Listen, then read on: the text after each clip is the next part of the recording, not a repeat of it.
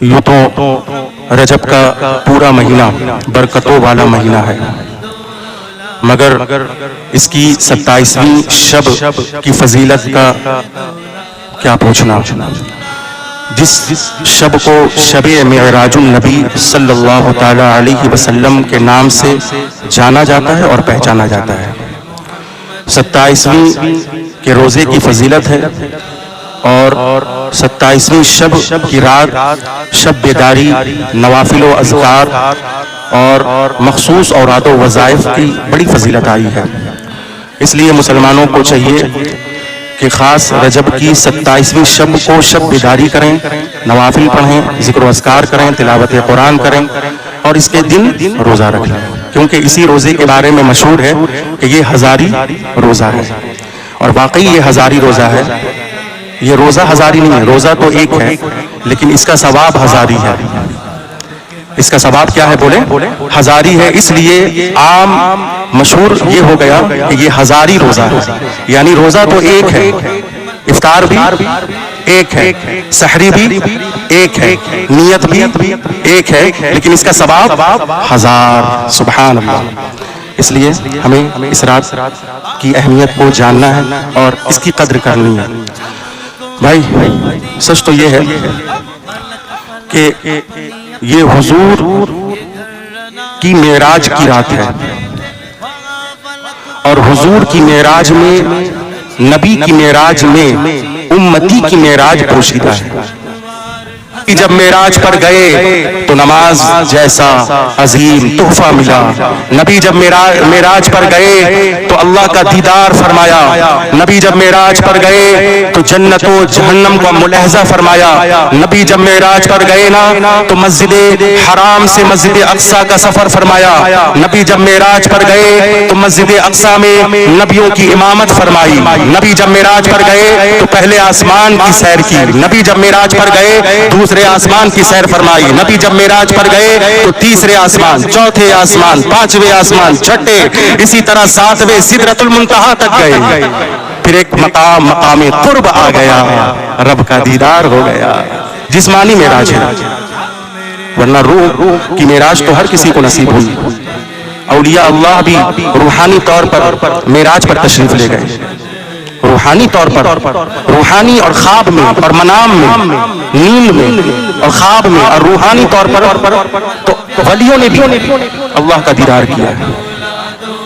توجہ ہے نا؟ لیکن جسمانی طور پر سر کی آنکھوں سے جس نے دیدار رب کیا ہے اس نبی کا نام ہے محمد عربی، ہم سب کے پیارے آقا، نبیوں کے امام، رسولوں کے سردار، آمنہ کے لال حضور احمد مجتبی محمد رسول اللہ صلی اللہ علیہ وسلم، ایک واحد نبی اور ایک واحد ذات ہے کہ جنہوں نے اپنے سر کی آنکھوں سے رب کو دیکھا۔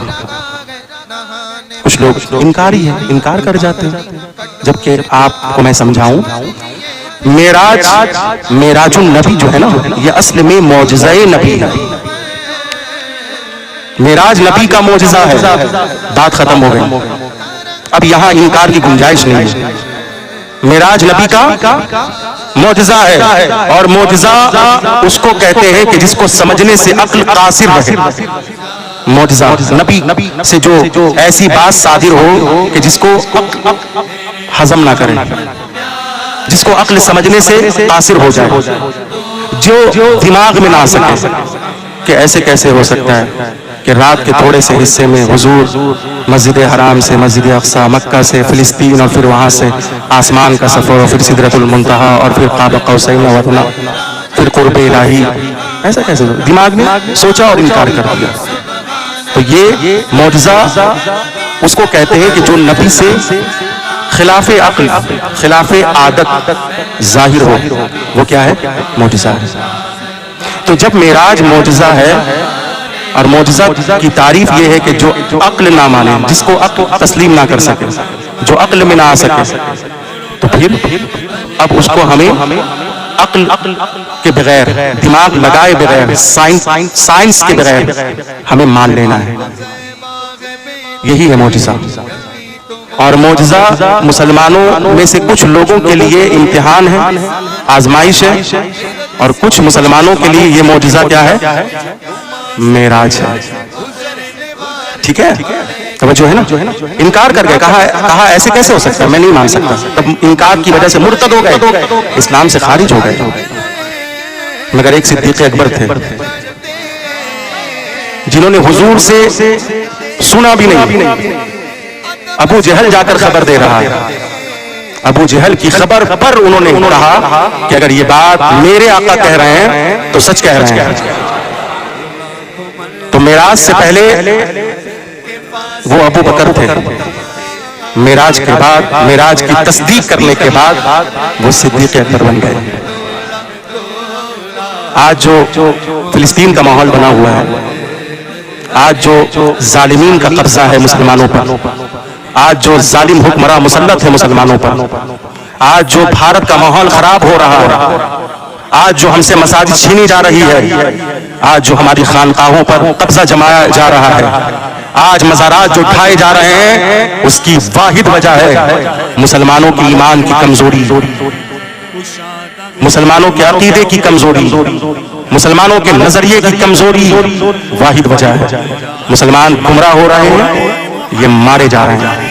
مسلمان اپنے ولیوں کی شان میں گستاخی کر رہے ہیں، یہ کاٹے جا رہے ہیں. مسلمان صحابہ اور اہل بیت کے درمیان اختلاف پیدا کر رہے ہیں، یہ ذلیل اور رسوا ہو رہے ہیں. اس لیے مسلمانوں آج لے ان کی پناہ، آج مدد مانگ ان سے، کل نہ مانیں گے قیامت میں اگر مان گئے. مسلمانوں کے رہنماؤں اور مسلمانوں کے رہبروں اور مسلمانوں کے علماء کی کوشش یہی ہوتی ہے کہ مسلمان